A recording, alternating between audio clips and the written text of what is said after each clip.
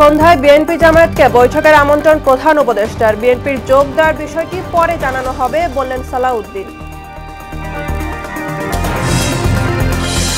আসছে বাজেটে রাজস্ব আদায়ের লক্ষ্যমাত্রা ৫.৫ লাখ কোটি টাকা, অকল্পনীয় বলছেন বিশেষজ্ঞরা।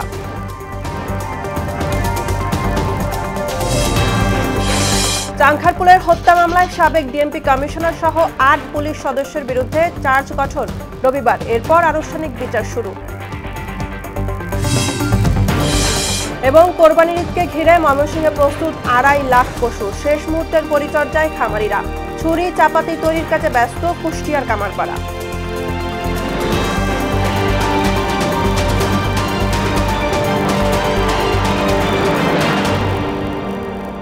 আসসালামু আলাইকুম, সবাইকে মোহনা সংবাদে স্বাগত। শুনছিলেন শিরোনাম, সঙ্গে আছি আমি বুশরাত জাহানিমা। এবার বিস্তারিত। বৈঠকের জন্য আজ সন্ধ্যায় বিএনপি ও জামায়াতকে আমন্ত্রণ জানিয়েছেন প্রধান উপদেষ্টা প্রফেসর মোহাম্মদ ইউনূস। তবে বিএনপির স্থায়ী কমিটির সদস্য সালাউদ্দিন আহমেদ বলেন, তার দলের বৈঠকে যোগ দেওয়ার বিষয়টি পরে জানানো হবে। এর আগে প্রধান উপদেষ্টা ডক্টর ইউনূসের সঙ্গে সাক্ষাতের সময় চায় জামায়াত ইসলামী। মৌখিকভাবে প্রধান উপদেষ্টার কার্যালয় থেকে শনিবার রাতে বৈঠকের বিষয়টি জানানো হয়। জামায়াত বলছে, প্রধান উপদেষ্টার পদত্যাগ কোনো সমাধান নয়। তারা চায় ডক্টর ইউনূসের নেতৃত্বে আগামী নির্বাচন অনুষ্ঠিত হোক। প্রধান উপদেষ্টার সঙ্গে বৈঠকে চলমান রাজনৈতিক পরিস্থিতি সহ নানা ইস্যুতে আলোচনা হবে। সরকারের প্রত্যাশা অনুযায়ী এ বছরের ডিসেম্বর বা আগামী বছরের জুনে জাতীয় নির্বাচন হবে বলে জানিয়েছেন পরিবেশ উপদেষ্টা সৈয়দা রিজওয়ানা হাসান। শুক্রবার দুপুরে ঢাকা বিশ্ববিদ্যালয় সিনেট ভবনে এক সেমিনার শেষে নির্বাচনের পাশাপাশি বিচার এবং সংস্কার নিয়ে কাজ করাও এ সরকারের দায়িত্ব বলে দাবি করেন উপদেষ্টা। প্রধান উপদেষ্টা যদি কোনো সিদ্ধান্ত নেন কোনো ব্যাপারে, আমি প্রথম থেকেই বলে এসেছি যে উনি একটা সময় দিয়েছেন, ডিসেম্বর থেকে জুনের মধ্যে নির্বাচন হবে। তার একদিনও এদিক সেদিক হওয়ার কোনো সুযোগ আমাদের পক্ষ থেকে নেই। কাজে এইগুলো নিয়ে অন্য ধরনের কোনো কথা বলারও কোনো সুযোগ হওয়া উচিত ছিল না। এখন কিছু কিছু গুরু দায়িত্ব তো আছে, সেগুলো পালনের সাথেও তো মাসের একটা সম্পর্ক থাকতে পারে। প্রধান উপদেষ্টার পদত্যাগ বর্তমান সংকটের সমাধান নয়, এমন মন্তব্য করে বিএনপি চেয়ারপারসনের উপদেষ্টা জয়নুল আবেদিন ফারুক বলেন, এক্ষেত্রে প্রয়োজনীয় সংস্কার শেষে দ্রুত জাতীয় নির্বাচন জরুরি। শুক্রবার জাতীয় প্রেস ক্লাবে এক প্রতিবাদ সভায় এই কথা বলেন তিনি। আমরা তো আপনার কাছে নির্বাচন চাই, সংস্কার করেন, এমন সংস্কার করেন না যে সংস্কারের মধ্য দিয়ে করিডোর হবে, চট্টগ্রামের বন্দর অন্যের হাতে চলে যাবে। এমন সংস্কার করেন না যে সংস্কারের মধ্য দিয়ে ষড়যন্ত্রকারীরা নির্বাচনকে বিলম্বিত করে আপনাকে অস্থির করে তুলবে। গণতান্ত্রিক রূপান্তরকে বাধাগ্রস্ত করতে আরেকটি ১/১১ বন্দোবস্ত করার পায়তারা হচ্ছে বলে অভিযোগ করেছেন এনসিপির আহ্বায়ক নাহিদ ইসলাম। এক্ষেত্রে দিল্লি থেকে ছক কষা হচ্ছে। প্রধান উপদেষ্টার পদত্যাগ ভাবনা নিয়ে বিএনপি নেতাদের বক্তব্যের সমালোচনায় এনসিপির আরেক নেতা সার্জিস আলম বলেন, বিএনপি সব বাদ দিয়ে শুধু নির্বাচন নিয়ে কথা বললে বাংলাদেশ আশাহত হয়। শুক্রবার নিজেদের ভেরিফাইড ফেসবুক পোস্টে এসব কথা বলেন তারা। মাহবুব হাসান টিপনের প্রতিবেদন।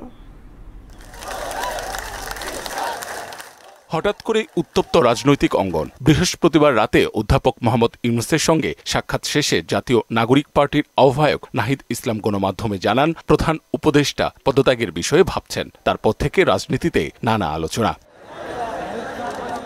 শুক্রবার বিএনপি শীর্ষ নেতারা বলেন, ডক্টর ইউনূসের পদত্যাগ চায় না তারা, দ্রুত নির্বাচনের রোডম্যাপ জরুরি। এমন বক্তব্যের সমালোচনা করে এনসিপি নেতা সার্জিস আলম তার ভেরিফাইড ফেসবুক পেজে বলেন, বিএনপি সব বাদ দিয়ে শুধু নির্বাচন নিয়ে কথা বললে বাংলাদেশ আশাহত হয়। নির্বাচনের পাশাপাশি বিএনপি যাতে গণহত্যার বিচার ও মৌলিক সংস্কারের রোডম্যাপ চায়, এমন দাবিও করেন সার্জিস। এদিকে চলমান রাজনৈতিক পরিস্থিতির নানা দিক নিয়ে ফেসবুকে পোস্ট করেছেন জাতীয় নাগরিক পার্টির আহ্বায়ক নাহিদ ইসলামও। বলেন, আওয়ামী লীগকে নিষিদ্ধ করার পর আবারও দেশকে অস্থিতিশীল করার ছক কষা হচ্ছে দিল্লি থেকে। গণতান্ত্রিক রূপান্তরকে বাধাগ্রস্ত করে আরেকটি ১/১১ বন্দোবস্ত করার পাঁয়তারা চলছে বলেও অভিযোগ তার। ফাঁসিবাদ ও আধিপত্যবাদের বিরুদ্ধে দেশপ্রেমিক বাংলাদেশপন্থী ও ধর্মপ্রাণ ছাত্র জনতাকে সংস্কার, জুলাই গণ অভ্যুত্থানের পক্ষে ঐক্যবদ্ধ থাকার আহ্বানও জানান নাহিদ ইসলাম। মাহবুব হাসান রিপন, মোহনা সংবাদ। আসছে বাজেটে রাজস্ব আদায়ের লক্ষ্যমাত্রা ধরা হয়েছে 5,18,000 কোটি টাকা, যা চলতি বছরের লক্ষ্যমাত্রার চেয়ে 38,000 কোটি টাকা বেশি। এনবিআর এর দাবি, লক্ষ্য পূরণ না হলে রাজস্ব আদায়ে প্রতি বছর 15% পর্যন্ত প্রবৃদ্ধি হচ্ছে। তবে 5 লাখ কোটি টাকার বেশি রাজস্ব সংগ্রহের লক্ষ্যমাত্রাকে অকল্পনীয় বলছেন বিশেষজ্ঞরা। বাজেট নিয়ে রেজা খানের 3 পর্ব ধারাবাহিক প্রতিবেদনে আছে দ্বিতীয় কিস্তি।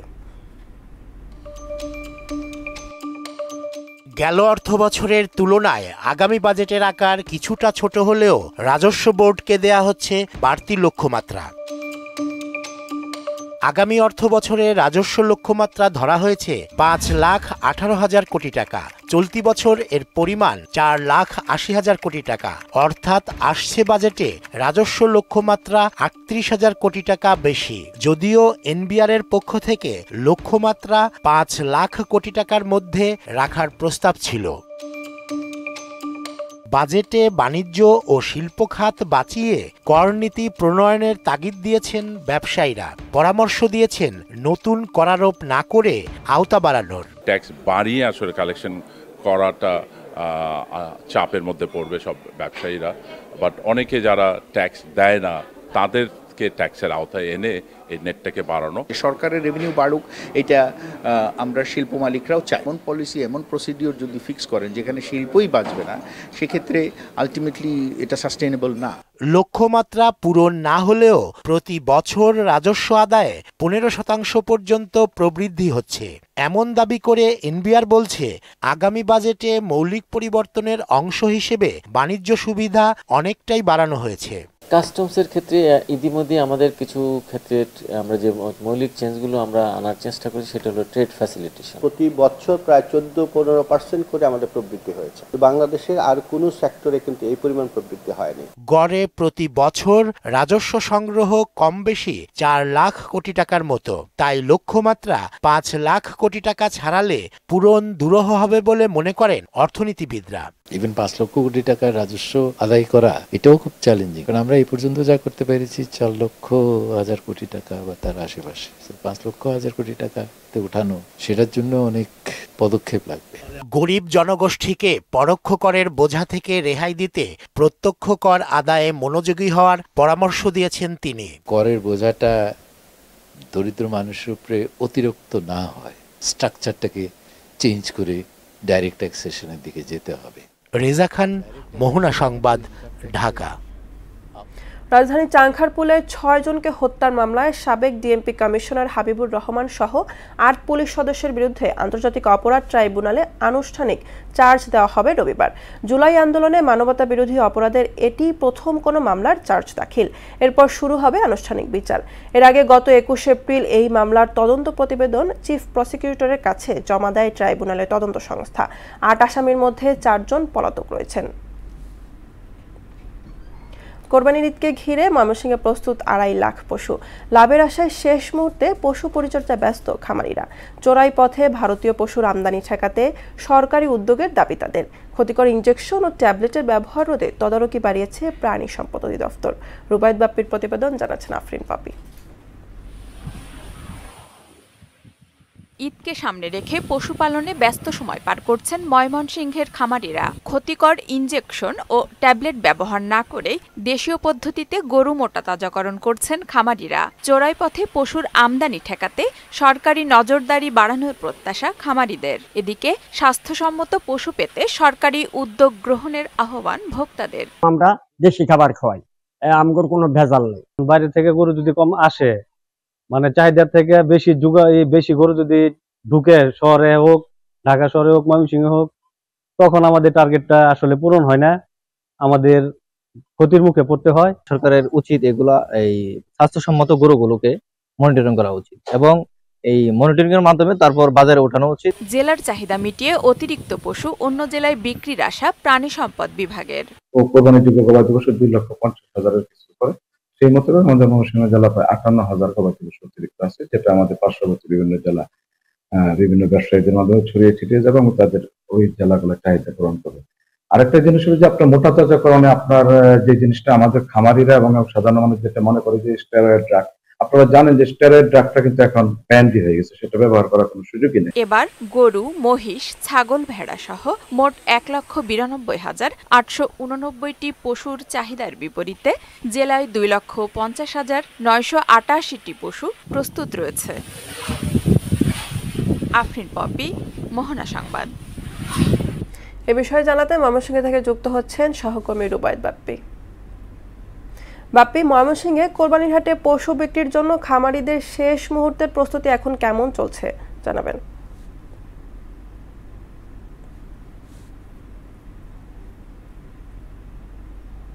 যে পবিত্র ঈদুল আজহা কিন্তু একেবারে ধারের কাছে, আর কিছুদিন পরেই কিন্তু পবিত্র ঈদুল আজহা অনুষ্ঠিত হবে। সেই লক্ষ্যকে সামনে রেখে কিন্তু ময়মনসিংহের খামারিরা এবং যারা ব্যক্তিগতভাবে পশু লালন পালন করে তারা কিন্তু ব্যস্ত সময় পার করছে। আমরা বিভিন্ন খামারিদের সাথে কথা বলেছি এবং প্রাণী সম্পদ কর্মকর্তাদের সাথে কথা বলেছি। তারা যেটি বলেছেন, খামারিরা বলছেন যে এই যে এবারের যে পশু লালন পালন, তারা কিন্তু প্রাকৃতিক উপায়ে দেশি খাবার খাইয়ে কিন্তু তারা পশু লালন পালন করছেন এবং যত্ন আত্মীতে কিন্তু তারা কোনো কমতি রাখছেন না। তাছাড়া এই প্রাণী সম্পদ বিভাগের সাথে আমরা কথা বলেছি, তারাও যেটি বলেছেন যে বিগত সময়ে কিন্তু এই যে কোরবানির পশুর মোটা তাজাকরণকে সামনে রেখে কিন্তু কিছু কিছু খামারি বা ব্যক্তি পর্যায়ে কিন্তু যে ইনজেকশনের মাধ্যমে হঠাৎ মোটা তাজাকরণের যে প্রক্রিয়া সেটি করে থাকতো। এবার কিন্তু তারা সেই যে প্রক্রিয়াটা বন্ধ করার জন্য তারা আগে থেকেই কিন্তু তারা বিভিন্ন ধরনের পদক্ষেপ নিয়েছে, যে কারণে কিন্তু প্রাণী সম্পদ অফিস বলছে যে এবার ওই ধরনের যে ইনজেকশনের মাধ্যমে যে গরুগুলি মোটা তাজাকরণ করা হতো সেই প্রক্রিয়াটা এবার থাকছে না। তাছাড়া এটা পরবর্তীতেও ঈদ বাজারেও কিন্তু তারা এই মনিটরিংটা অব্যাহত রাখবে। তো আমি এখন দাঁড়িয়ে আছি ময়মনসিংহের চর ঈশ্বর দিয়ার এগ্রো ফার্ম, ময়মনসিংহ এগ্রো ফার্মে। তো আমরা এখানে কিন্তু যারা লালন পালন করে এবং মালিক পক্ষ তাদের সাথেও কথা বলেছি। তারা যেটি বলেছেন যে তারা এই যে এবারের যে পশু লালন পালন, সেই লালন পালনে তারা একটি বিষয়ে শঙ্কিত আছেন যে ইন্ডিয়ান গরু যদি আমদানি না হয় তাহলে তারা মোটামুটি একটি লাভের মুখ দেখতে পাবেন। তো সব মিলিয়ে যদি বলা যায় এখন কিন্তু ময়মনসিংহের যে জুড়ে সুরেই চলছে যে কোরবানির ঈদকে সামনে রেখে গরু লালন পালনে ব্যস্ত সময় পার করছেন কিন্তু খামারিরা। তো ইমা, এই ছিল আমার কাছে ময়মনসিংহ থেকে খামারিদের নিয়ে সর্বশেষ। ইমা। বাপ্পি, আপনাকে ধন্যবাদ। ঈদুল আজহা ঘিরে ব্যস্ততা বেড়েছে কুষ্টিয়া জেলার বিভিন্ন কামারপাড়ায়। দিন রাত পশু জবাইয়ের সরঞ্জাম তৈরিতে ব্যস্ত সময় পার করছেন কর্মকাররা। তৈরি হচ্ছে ছুরি, চাকু, চাপাতি আর দাবটি। মিলন খন্দকারের প্রতিবেদন, জানাচ্ছেন তাহসিন তারিন। কোরবানির ঈদ সামনে রেখে কামারপাড়ায় চলছে পশু জবাই এবং মাংস কাটার ছুরি, চাকু, চাপাতি, দা ও বটি তৈরির কাজ।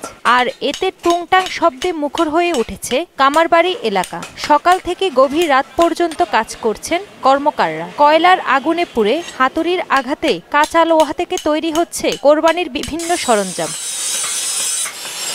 ইতোমধ্যে জেলার বিভিন্ন হাট বাজারে বিক্রি হচ্ছে ছুরি, চাপাতি, দা, বটি সহ মাংস কাটার সরঞ্জাম। সামনে আরো বেচা বিক্রি বাড়বে আশা কর্মকারদের। কুরবানির সময় এখন ছুরি বিক্রি হচ্ছে, চাপাটি বিক্রি হচ্ছে। চাপাটিগুলো 600 টাকা, ছুরিগুলো 800 টাকা। আগের অংশ খুব কম দেখছি, পরবর্তী সামনে টাইম আছে, হতে পারে আল্লাহ দিলে হবে। কুরবানি আসলে পরে কাজের চাপ একটু বাড়ে, বছরের ব্যবসা একটু কমা হচ্ছে। পুরাতন দা, বটি শান দিতেও অনেকে আসছেন কামারপাড়ায়। কুরবানি ঈদের আগে সামান্য যা গৃহস্থের জিনিস আছে সেগুলাকে নিয়ে আমরা মেরামত করতে আসি। কুরবানির ঈদ উপলক্ষে আমরা বাসায় কুরবানি আছে, তার জন্য দাও বটি ছুরি বানানোর জন্য কামার বাড়িতে আসছে। বছরের অন্য সময়ের তুলনায় কোরবানির সময় কাজ বেশি হয়, তবে পরিবার পরিজন নিয়ে সংসার চালাতে কষ্ট হয় মালিক শ্রমিক সবার। তাহসিন তারিন, মোহনা সংবাদ। ফরিদপুরের কুমার নদীতে বৈদ্যুতিক শক ও চায়না দুয়ারি জাল দিয়ে মাছ শিকারে মারা যাচ্ছে মাছের পোনা, সাপ, ব্যাঙ সহ অন্যান্য প্রাণী। এমন অবৈধ মাছ শিকারীদের দৌড়াতে বৈধ মৎস্যজীবীরা পেশা পরিবর্তনে বাধ্য হচ্ছেন। দুর্বৃত্তদের ধরতে কঠোর ব্যবস্থা নেওয়া হবে জানান মৎস্য কর্মকর্তারা। প্রসেনজিৎ বিশ্বাসের প্রতিবেদন, জানাচ্ছেন তাহসিন তারিন।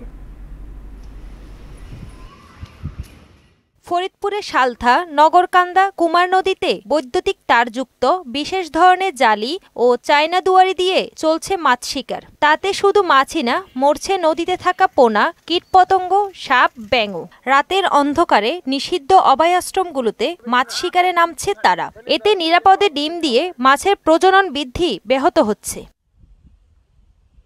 এতে প্রায় 500 বৈধ মৎস্যজীবীরা পড়েছেন বিপাকে। কেউ কেউ পেশা পরিবর্তন করতে বাধ্য হচ্ছেন। এই বিলে আগে হাজার হাজার মানুষ মাছ ধরে বাঁচত, এখন আমাদের জীবন জীবিকা নির্ভরশীল এই বিলের উপর আমাদের কোনো ভরসা নাই। জাল বাইলি অনেক আমরা ব্যবসা মাছ পাইতাম, এখন মাছ নাই। চায়না শর্ট দিলে দেখা যায় না, মাছ শর্টের ডিম নষ্ট হয়। রাত্রে শর্ট দিলেই ওই মাছটা ডিম পর্যন্ত নষ্ট হয়ে যায়। নির্দিষ্ট এলাকায় অসংখ্য লাল পতাকা দিয়ে রেড জোন হিসেবে চিহ্নিত করেছে মৎস্য বিভাগ। তাতেও থামছে না অবৈধভাবে মাছ ধরা। তাই প্রশাসনের কঠোর পদক্ষেপ চান স্থানীয়রা। কারেন্টের শর্ট দিয়ে মাছ ধরায় দ্রুত প্রশাসনের পদক্ষেপ নেওয়া উচিত। দেশীয় অনেক প্রজাতির মাছ রক্ষায় অভয়াশ্রম স্থাপন করা হয়েছে। তাই অবৈধভাবে মাছ শিকার করলে তাদের বিরুদ্ধে মৎস্য আইন অনুযায়ী ব্যবস্থা নেওয়া হবে। কেউ যদি অবৈধভাবে আমাদের অভয়াশ্রম স্থাপনের এই 200 ফিটের মধ্যে যদি কেউ মাছ চায়না দুয়ারি বা যে কোনো কারেন্ট জাল দিয়ে মাছ আহরণ করতে আসে, আমরা সেটা সরাসরি তাদের প্রতিহত করি এবং মৎস্য আইনের মাধ্যমে তাদেরকে ব্যবস্থা নেওয়া হয়। পাবদা, ট্যাংরা, চিতল, শোল সহ অনেক দেশীয় প্রজাতির মাছ দিন দিন হারিয়ে যাচ্ছে। তাই এইসব মাছ রক্ষায় সবাইকে ভূমিকা রাখতে হবে। তাহসিন তারিন, মোহনা সংবাদ। আবারও আমন্ত্রণ মোহনা সংবাদের সঙ্গে আছে আমি বুশরা জাহানিমা। এক সপ্তাহের মধ্যে দিনাজপুরের বাজারে উঠবে মাদ্রাজি, বোম্বাই, বেদানা, চায়না 3 ও কাঠালি জাতের লিচু। জেলার 13 উপজেলার 4000-এর বেশি বাগানের সবুজ পাতার ফাঁকে উকি দিচ্ছে এসব লিচু। এবার ফলন ভালো হয় খুশি চাষিরা। সুবল রায়ের তথ্য, চিত্রের ডেস্ক রিপোর্ট। দিনাজপুর জেলার মাধববাটি, করলা, রবিপুর, রাজারামপুর, মহেশপুর এবং চিরির বন্দর, খানসামা উপজেলা সহ সব উপজেলাতেই লিচুর ভালো ফলন হয়েছে। আগামী 5 থেকে 7 দিনের মধ্যে বাজারে আসবে আগাম জাতের মাদ্রাজি ও বোম্বাই লিচু। এর কিছুদিন পর পাওয়া যাবে বেদানা, চায়না 3 ও কাঠালি জাতের লিচু। তাপমাত্রা বেশি থাকায় লিচুর গুটি কিছু কিছু নষ্ট হলেও কৃষি অফিসের পরামর্শে আগে থেকে গাছের গোড়ায় পানি ও লিচুর গায়ে পানি স্প্রে করায় ফলন ভালো হয়েছে। তাপমাত্রা বেশি থাকার কারণে কিছুটা ক্ষতি হলো। বর্তমানে 3-4 দিন থেকে একটানা বৃষ্টি হওয়ার কারণে বর্তমানে ফলন খুব ভালো আশা করতেছি আমরা। লিচুর অবস্থা তো মোটামুটি ভালো, কিন্তু এই কতগুলো গাছ ফাঁকা গেছে আর কতগুলো গাছে খুব ফলন, দাম বেশি পাওয়া যাবে আর কি। তাহলে আর এক সপ্তাহ পরে আমাদের এই লিচু যখন উঠবে বাজারে তখন একটু মোটামুটি দাম পাওয়া যাবে, আমরা এই আশায় আছি আর কি। রং যে ধরনের হয়েছে লিচুগুলি খাওয়ার উপযোগী হয়েছে এবং দেখা যাবে যে 5 থেকে 7 দিনের মধ্যে এই লিচুগুলি পাড়া হয়ে যাবে এবং বাজারে চলে যাবে। তাপ প্রবাহে লিচু যাতে গাছে নষ্ট না হয় সেজন্য মাঠ পর্যায়ে কৃষকদের পরামর্শ দিচ্ছে কৃষি বিভাগ। বোম্বাই লিচু, মাদ্রাজি এটিও যদি আমরা সম্পূর্ণ পরিপক্ক অবস্থায় আমাদের ভোক্তাগণ গ্রহণ করতে চান, আমরা আশা করছি আগামী 1 সপ্তাহের মধ্যে সম্পূর্ণ পরিপক্ক অবস্থায় এবং যেটি কিনা খাবারের জন্য সবচেয়ে উপযোগী সেই অবস্থায় আমাদের ভোক্তাগণ পেতে পারেন। এবছর দিনাজপুরে প্রায় 5489 হেক্টর জমিতে লিচুর আবাদ হয়েছে। বুশরাত জাহান, মোহনা সংবাদ। এবার সারা দেশে অনুষ্ঠিত সভা সমাবেশ সহ নানা বিষয়ে প্রতিনিধিদের তথ্য ও ভিডিও নিয়ে একটি ডেস্ক রিপোর্ট। মাশরুম চাষ সম্প্রসারণের মাধ্যমে পুষ্টি উন্নয়ন ও দারিদ্র্য হ্রাসকরণের প্রকল্পের আওতায় সুনামগঞ্জে মাঠ দিবস অনুষ্ঠিত হয়েছে।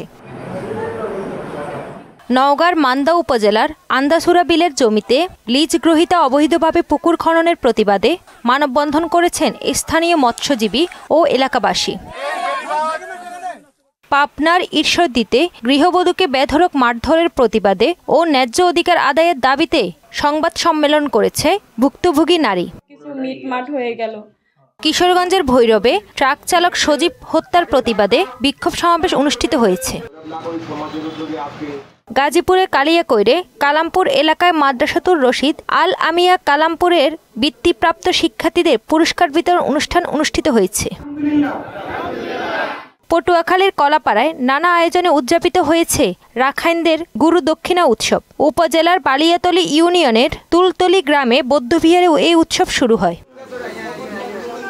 নারায়ণগঞ্জের সিদ্ধিরগঞ্জে বৈষম্যবিরোধী ছাত্র আন্দোলনে হত্যা মামলায় উদ্দেশ্যপ্রণোদিতভাবে জড়িয়ে হয়রানির প্রতিবাদে সংবাদ সম্মেলন করেছে ভুক্তভোগী পরিবার। জেল খাটিয়েছেন। টাঙ্গাইলের মির্জাপুরে জামুরকি ইউনিয়নে গুন্টিয়া কেন্দ্রীয় জামে মসজিদের বিরুদ্ধে একটি কুচক্রী মহলের মিথ্যা অপচারের প্রতিবাদে সংবাদ সম্মেলন হয়েছে। ঢাকা মাওয়া ভাঙা কমিউটার ট্রেন চালু ও নিমতলা শ্রীনগর মাওয়া রেলওয়ে স্টেশনে আন্তনগর ট্রেন স্টপেজের দাবিতে মুন্সিগঞ্জের শ্রীনগরে গণস্বাক্ষর কর্মসূচি পালিত হয়েছে। এতে বিভিন্ন সামাজিক সংগঠনের সমন্বয়ে স্থানীয় প্রায় 5 শতাধিক লোকজন অংশ নেন। সাধারণ সম্পাদক বিএনপির ভারপ্রাপ্ত চেয়ারম্যান তারেক রহমানের ঘোষিত রাষ্ট্র কাঠামো মেরামতে 31 দফা বাস্তবায়নের দাবিতে সাভারের আশুলিয়ায় লিফলেট বিতরণ করেছে বিএনপি। জনতার অধিকার আমাদের অঙ্গীকার সামনে রেখে নাটোরে কর্মী সমাবেশের ব্যানারে কানাইখালী প্রেস ক্লাবের সামনে থেকে একটি মিছিল বের হয়। মিছিলটি শহরের প্রধান সড়ক প্রদক্ষিণ শেষে পুনরায় প্রেস ক্লাবের সামনে এসে এক সংক্ষিপ্ত সমাবেশ অনুষ্ঠিত হয়। তাহসিন তারিন, মোহনা সংবাদ। গাজায় ইসরায়েলি প্রতিরক্ষা বাহিনীর বিমান হামলায় গেল 24 ঘন্টায় প্রাণ হারিয়েছে আরও 76 ফিলিস্তিনি। এর মধ্যে 50 জনই গাজার উত্তরাঞ্চলীয় জাবালিয়া আশ্রয় কেন্দ্রের বাসিন্দা ছিলেন। গাজার স্বাস্থ্য মন্ত্রণালয় জানিয়েছে এই হামলায় আহত হয়েছে আরও 185 জন। 18 মাসের বেশি সময় ধরে চলা এ বর্বরতায় প্রাণহানি ছাড়িয়েছে 53,800। জাতিসংঘের মহাসচিব আন্তোনিও গুতেরেস বলেছেন এর সংঘাত সবচেয়ে নিষ্ঠুর পর্যায়ে পৌঁছেছে কারণ ইসরায়েল গাজায় ত্রাণ প্রবেশ করতে দিচ্ছে না। যা ত্রাণ প্রবেশ হচ্ছে তা পরিমাণে অতি সামান্য। জাতিসংঘের তথ্য মতে গাজার উত্তরে এখনো কোনো ত্রাণ পৌঁছায়নি। দর্শক, এ পর্যায়ে জানিয়ে দিচ্ছি আজকের সংবাদপত্রের গুরুত্বপূর্ণ শিরোনামগুলো।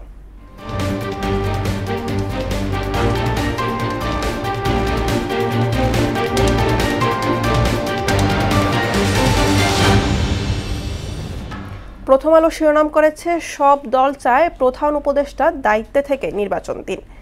দক্ষিণ এশিয়ার সেরা প্রথম আলো ইনমা গ্লোবাল মিডিয়া অ্যাওয়ার্ড। মেঘলা দিনের শেষে তারা ঝলমল সন্ধ্যা। দৈনিক ইত্তেফাক 355 কোটি টাকা হাতিয়ে নিল 17 ছাপাখানা।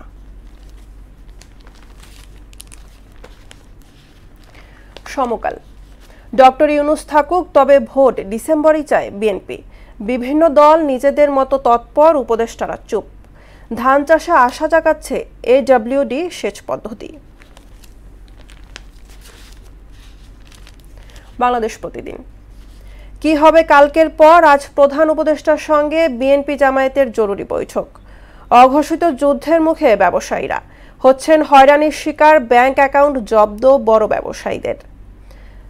সালাউদ্দিন আহমেদ বলেন চ্যালেঞ্জের মধ্যে আছি আমরা। আবারও ভরসার বাতিঘর জেনারেল ওয়াকার। যুগান্তর চলমান সংকটে বিশেষজ্ঞদের অভিমত, জুলাই ঐক্যই সমাধান। কালো টাকা সাদা করার কিছু সুযোগ থাকছে বলছেন উপদেষ্টা ডক্টর সালেউদ্দিন আহমেদ। ক্ষমতার পূর্ণ ব্যবহার করতে না পারলে পদত্যাগ করবেন doctor Yunus. The Daily Star National Budget FY 2025 to 2026 Government to recast social safety net schemes. Cut 1/3 of programs but increase number of beneficiaries. Government firm on carrying out 3 responsibilities, plans to meet parties over reforms, trials and polls. এই ছিল সংবাদপত্রের গুরুত্বপূর্ণ শিরোনামগুলো। শেষ করব মোহনা সংবাদ, যাবার আগে শিরোনামগুলো আরো একবার।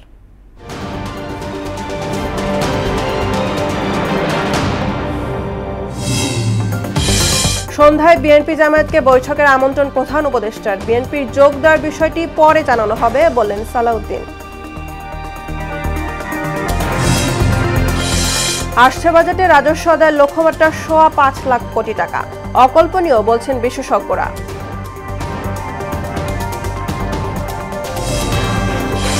চাংখারপুলের হত্যা মামলায় সাবেক ডিএমপি কমিশনার সহ 8 পুলিশ সদস্যের বিরুদ্ধে চার্জ গঠন রবিবার, এরপর আনুষ্ঠানিক বিচার শুরু। এবং কোরবানির ঈদকে ঘিরে ময়মনসিংহে প্রস্তুত 2.5 লাখ পশু, শেষ মুহূর্তের পরিচর্যায় খামারিরা। ছুরি চাপাতি তৈরির কাজে ব্যস্ত কুষ্টিয়ার কামারপাড়া। এই ছিল মোহনা সংবাদে। পরবর্তী সংবাদ দুপুর 1টায়। এর আগে দুপুর 12টায় দেখবেন সংবাদ এক নজরে। মোহনার সবশেষ খবর সবার আগে জানতে ভিজিট করুন www.mohana.tv। সংবাদ দেখতে পারেন ফেসবুক, ইউটিউবে। এতক্ষণ সঙ্গে থাকার জন্য ধন্যবাদ সবাই।